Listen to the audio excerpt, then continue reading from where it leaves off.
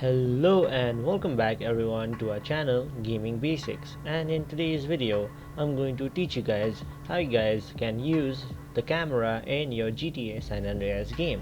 So to use the GTA camera in your GTA San Andreas game, firstly you need to find a camera, and you can find the camera usually in the CJ's home, right where you can save file.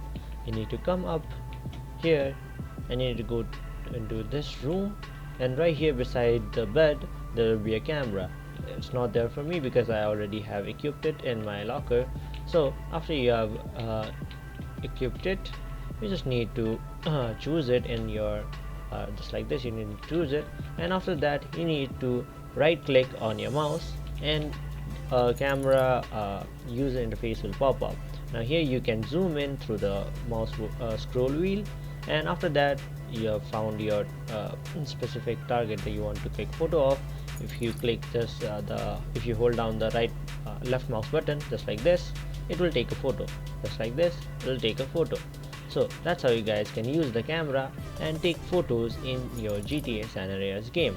Thank you for watching. Make sure to like, share, subscribe, and don't forget to hit the bell icon so you don't miss out in our next video.